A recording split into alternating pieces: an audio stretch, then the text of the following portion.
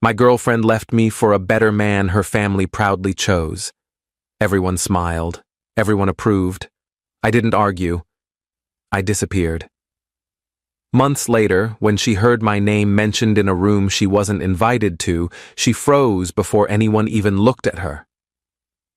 I'm 36 now, financially independent, and I've learned that the most powerful response to rejection isn't anger or pleading. It's strategic silence followed by undeniable success. I met her when I was 29. She was 26, came from old money, the kind where family names open doors before you even knock. I was working as a freelance consultant, building my own practice from scratch, making decent money, but nothing that would impress her social circle. We met at a gallery opening through a mutual acquaintance. She approached me first, actually. Said she liked that I was looking at the art instead of working the room. The first 18 months were everything you'd want.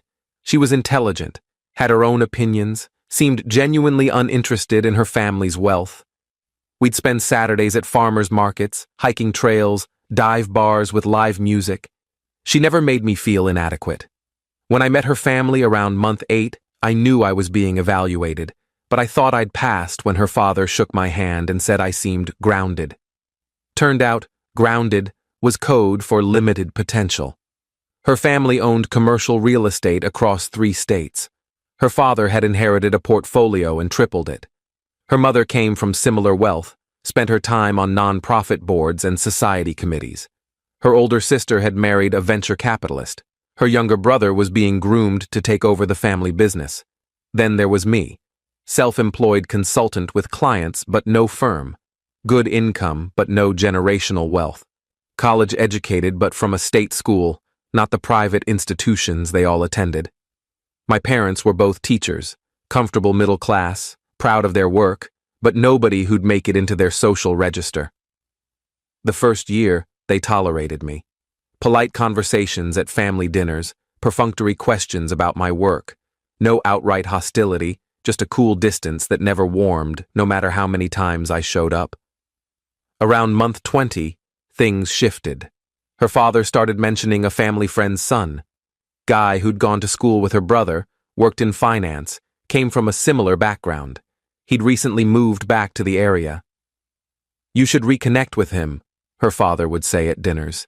He's doing very well for himself, managing a fund now. My girlfriend would change the subject, visibly uncomfortable. I'd pretend not to notice the subtext. The guy started appearing at family events. Always polite to me, never overtly competitive, but his presence was clearly orchestrated. Her parents would light up when he arrived.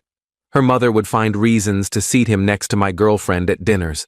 Her father would engage him in lengthy conversations about markets and opportunities, while I sat there with nothing to contribute. One night, after a particularly painful family dinner, where I'd essentially been ignored for 3 hours while this guy held court, I brought it up on the drive home. They're pushing him on you pretty hard. I know. It's embarrassing.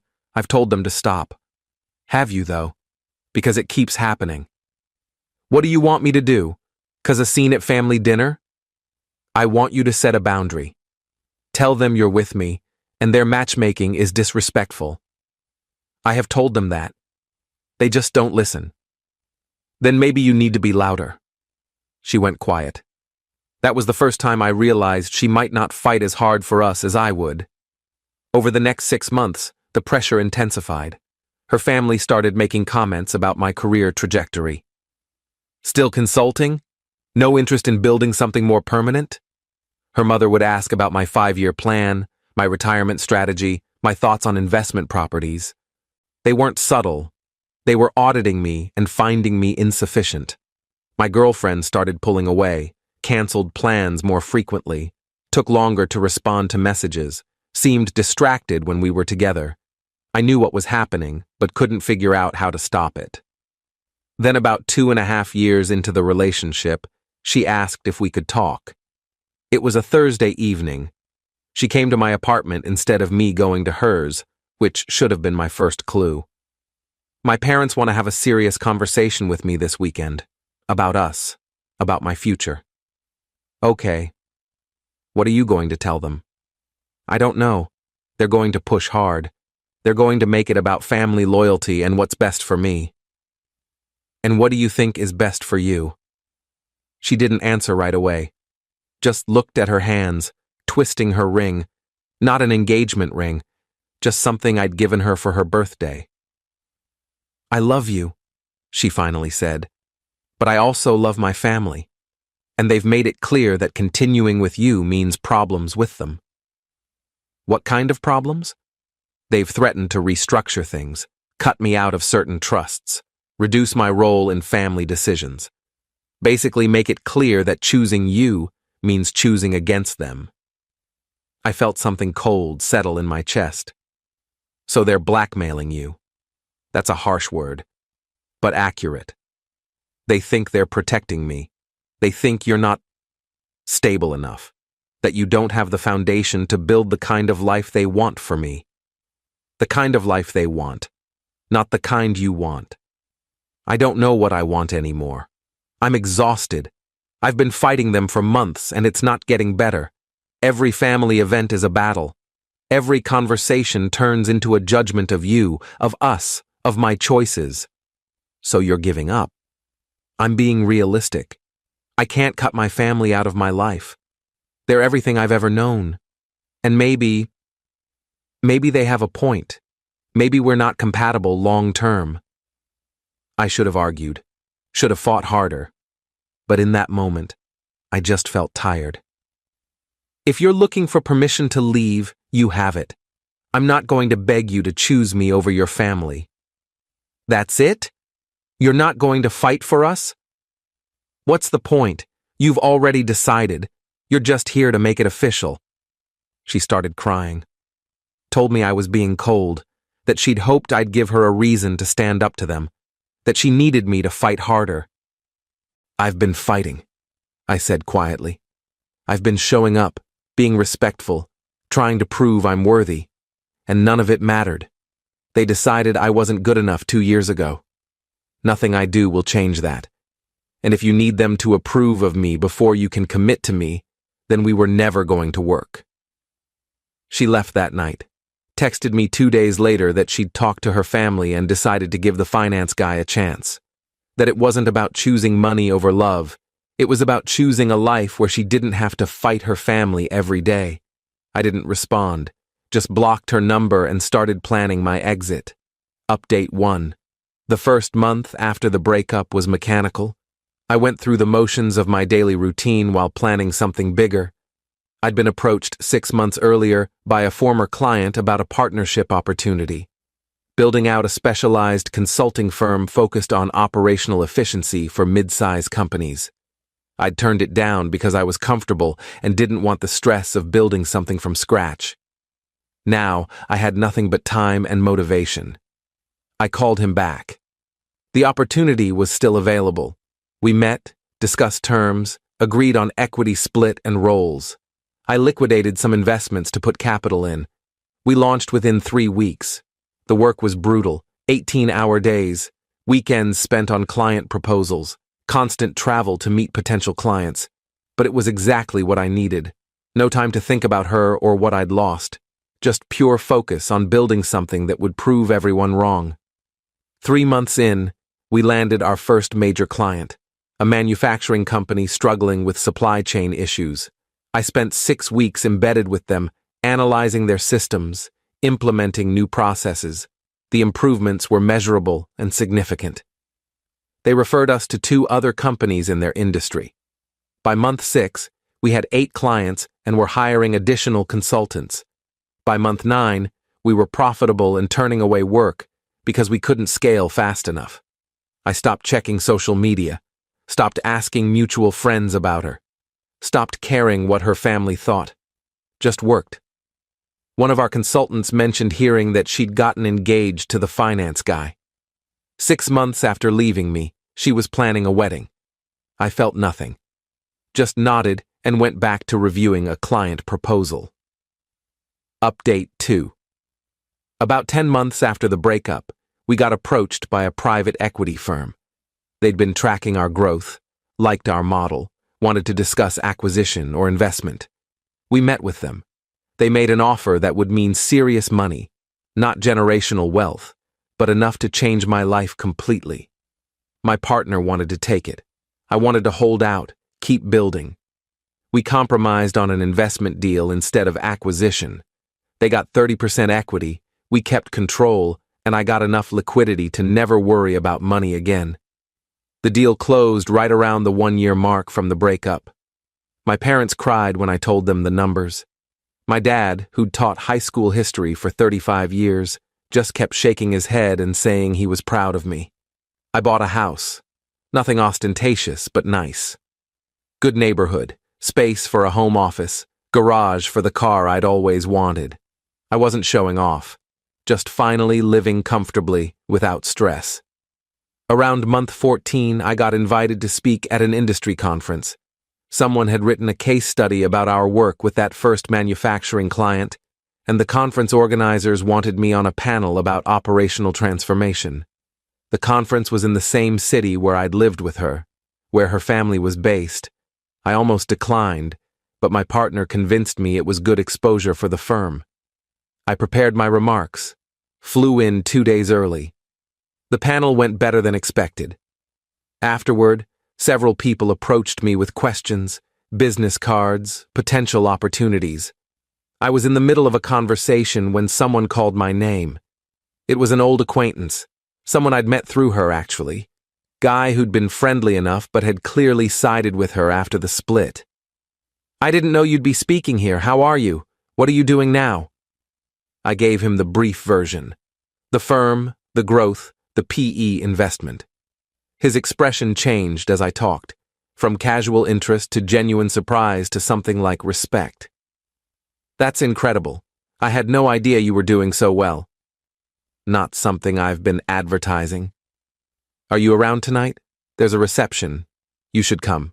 Network with people." I hesitated, but agreed. The reception was at a hotel downtown.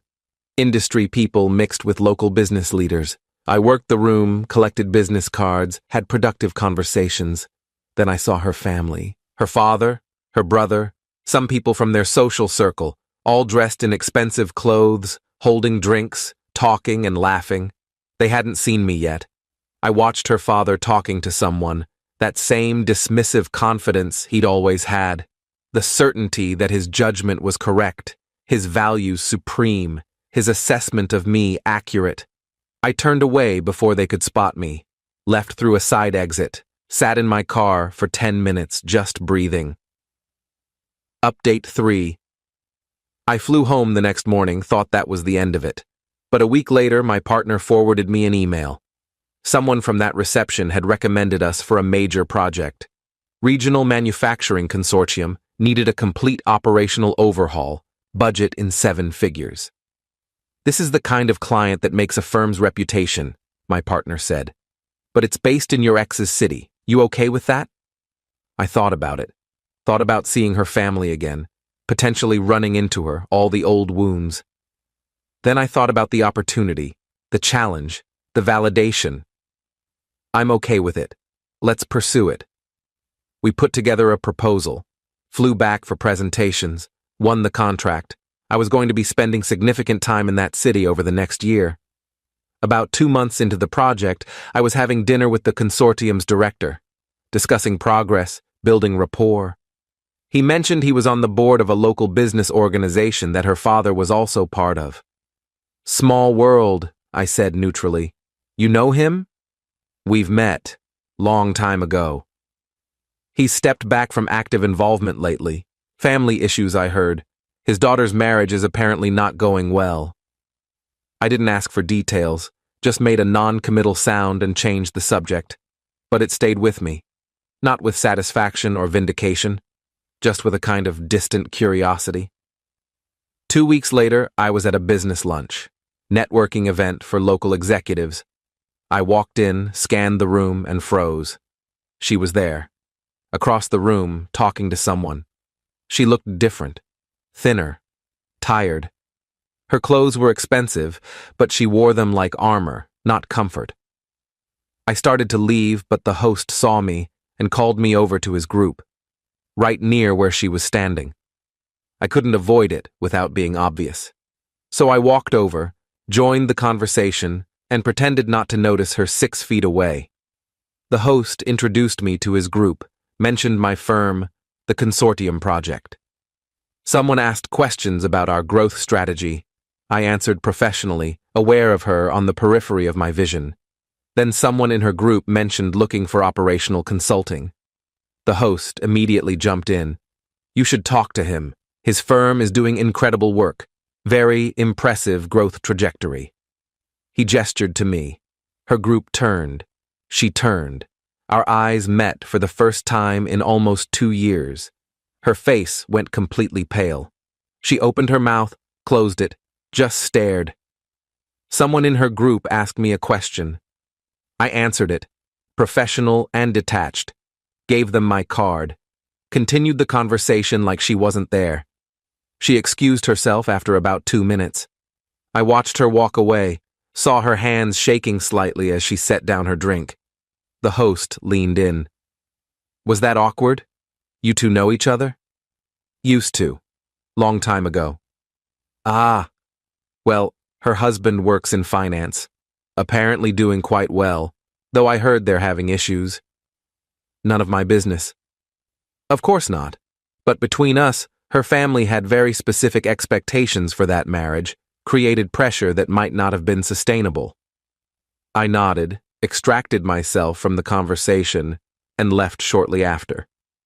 Update 4, I didn't hear from her directly, but I started hearing through the network that she'd been asking about me, asking mutual acquaintances what I was doing, how I was, if I was seeing anyone. One friend called me directly. She wants your number, said she'd like to talk. What should I tell her? Tell her nothing. Don't give her my number. She seems really insistent, said she needs closure or something. She got her closure 2 years ago when she chose her family over me. I'm not interested in revisiting that. The friend agreed and dropped it. But she kept trying. Showed up at another business event where she knew I'd be. Positioned herself near me, clearly hoping for interaction. I avoided her, stayed on the opposite side of the room, left early. Then about 4 months into the Consortium project, my partner got a call. Someone wanted to hire us for a family business consultation. When he looked into it, it was her family's real estate company. This feels like a setup, he said. The timing is too convenient. It probably is. What's the scope? Operational review of their property management systems. Good money, but given the history, turn it down, politely. Say we're at capacity with current projects. He did. We got a follow-up call from her father directly. My partner took it, listened to him try to sweeten the deal, then firmly declined, citing conflicts of interest. He wasn't happy, my partner told me. Tried to insist it was purely professional. When I held firm, he asked if your personal feelings were affecting business decisions. What did you say? That we don't take on clients where prior personal relationships could complicate the work. He hung up pretty quickly after that. About a week later, I got an email from her. Not to my personal address. She didn't have that. To my work email, which was public on our website. I know you don't want to hear from me. I understand why. But I need you to know that leaving you was the biggest mistake of my life. I've spent 2 years in a marriage that looks perfect from the outside and is empty inside. I chose security over happiness, and I regret it every single day. I don't expect forgiveness. I don't expect a second chance. I just needed you to know that you were right about everything, and I was wrong about what mattered. I read it 3 times, felt a complicated mix of vindication and sadness and nothing at all. Then I deleted it and didn't respond. Update 5. She tried twice more to reach out, once through another mutual friend who I told firmly to stop passing messages. Once by showing up at a coffee shop near my hotel when I was in town for the Consortium project. I saw her come in, saw her spot me, got up and left before she could approach. She sent one final email after that. I get it. You've moved on. You've built everything I was too scared to believe in. I just wanted you to know that watching you succeed has been harder than losing you. Not because I begrudge your success, but because I finally understand what I gave up. I hope you're happy. You deserve it more than anyone." This time I responded. One line. "I hope you find whatever you're looking for, but you won't find it looking backward." Then I blocked her email address. The consortium project wrapped up successfully. We got 3 more referrals from it. My firm's reputation in that region solidified. We started getting approached for larger, more complex projects. About 6 months after that last email, I heard through the network that she'd filed for divorce, that her family was horrified, that the finance guy's family was threatening legal action over a prenup dispute. I felt nothing, just a distant acknowledgement that she was finally learning to stand up for herself, even if it was years too late and with the wrong person. My partner asked if I wanted to avoid that city for future projects given the history. No. Why would I? She's not relevant to my work or my life. If I see her at an event, I'll be polite and professional and move on. But I'm not going to limit my business because my ex-girlfriend lives somewhere. Fair enough. You seem like you've really moved past it. I have. The person I was when I was with her, who needed her family's approval, who thought I had to prove my worth to people who'd already decided I wasn't enough, that person doesn't exist anymore. I proved my worth to myself. That's all that matters. Final update. That was 8 months ago. The firm has continued growing. We now have 20 consultants across 3 offices. I've become a regular speaker at industry conferences. My parents joke that they need to schedule appointments to see me because I'm always traveling. I'm seeing someone now. Met her through work, actually. She's a CFO for one of our clients. Smart, independent, came from a working-class background like me, and built her career through competence rather than connections. We've been dating for 4 months. It's easy in a way my previous relationship never was. No performance, no evaluation, no trying to prove I'm worthy. Just 2 people who respect each other's work and enjoy each other's company. I was at another conference last month, giving a keynote this time, not just a panel. The room was packed. After my talk, during Q&A, someone asked about overcoming early career obstacles. I told the truth. I spent years with someone whose family didn't think I was good enough. It stung.